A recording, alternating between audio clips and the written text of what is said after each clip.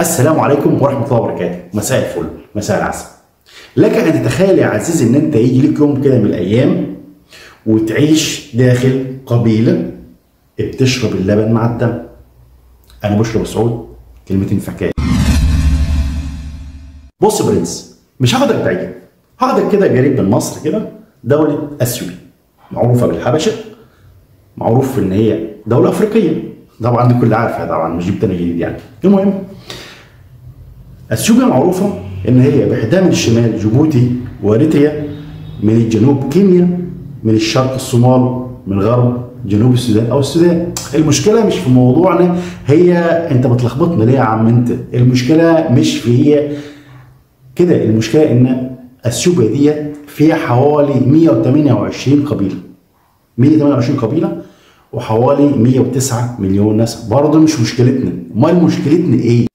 المشكلة إن أثيوبيا فيها بعض القبائل اللي فيها عادات غريبة جدا، ومنهم القبيلة اللي أنا هحكي لكم عليها النهاردة، قبيلة المرسي.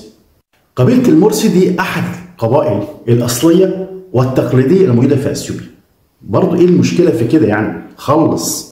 من أغرب عادات وتقاليد قبيلة المرسي إن هم عندهم النساء بيعملوا عملية تجميل او بيفتحوا الفم دوت او الشفاه من تحت، تمام، ويحطوا فيها قرص او طبق، وبيحطوا مثلا في البدايه بيفتحوا فتحه مثلا وليكن صغيره على حسب الشفاه مثلا او الشفايف، ويحطوا مثلا طبق مثلا وليكن حجمه قد كده مثلا، وبعد كل مع مرور الزمن بيكبروا الطبق لحد ممكن الطبق يوصل مثلا مش عارف يعني زي ما انتم شايفين في الصور كده، الطبق يوصل لمساحته كبيره، وكل ما الطبق بيزيد يعني حجم بيزيد كل ما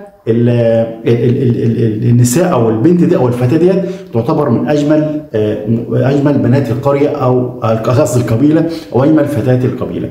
بيعملوا العمليات دي امتى؟ بيعملوا في سن 16 سنه، يعني حوالي سن 16 سنه بيجي مثلا الام او واحده عجوزه مثلا بيجيبوها وتفتح، هي تعمل الفتحه او تعمل العمليه او تقوم بالعمليه ديت للبنت. عشان زي ما انا قلت لكم الام او بيجيبوا واحده عجوزه مثلا بتعمل عمليه الفتح الشفه ديت، ويحطوا فيه قرص خشب، ومع مرور الايام بيكبروا القرص لحد القرص مثلا يبقى مساحته كبيره جدا. ده بيدل على او يعتبر من علامات الجمال والجاذبيه لدى البنات. يرجع بس في الزمان يعني قال لك ايه، ان كان في حاكم موجود في المنطقه ديت او في القبيله ديت كان بيتزوج جميع فتيات القريه او القبيله يعني. فهم قال لك طب خلاص احنا نعمل ايه؟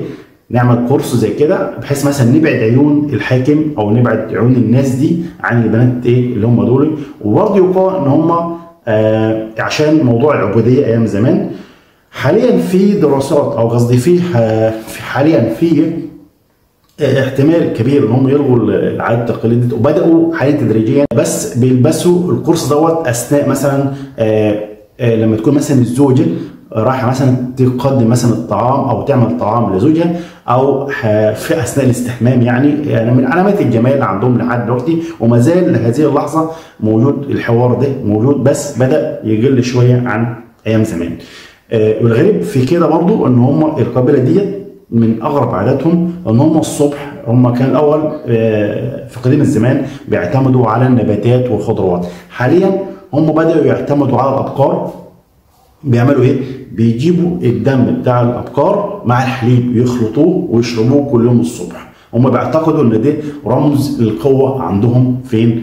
في قريه قصدي في قبيله طبعا الطبق اللي بيعملوه بيحطوه في الشفاف زي ما انتم شايفين كده في الصور. الطبق ده بيبقى مزخرف جدا، يعني مزخرف بطريقه رهيبه جدا، والبنت او الشاطره او اللي بتحاول قدر الامكان هي بتزخرف على قد ما تقدر. طبعا بتكتب عليه الاسم بتاعها، بتكتب عليه مثلا ان كانت متزوجه، كانت مطلقه، ان كانت مؤرمله، بتكتب عليها جميع البيانات بتاعتها. يعني انت مثلا تشوف القرص كده اكنك سي دي شغال قدامك كده، يعني تعرف انت مين دي، كل حاجه عنها، مواليدها، اسمها ايه، متزوجه، مطلقه، ارمله، عايز تتجوز، لسه ما اتجوزتش. فالقرص ده بيتكتب عليها جميع البيانات. يعني السي دي بتاعها يا معلم ماشيه بيه، هي السي دي بتاعها عموما لو عجبك الفيديو ما تنساش بلايك المتين واشتراك الظريف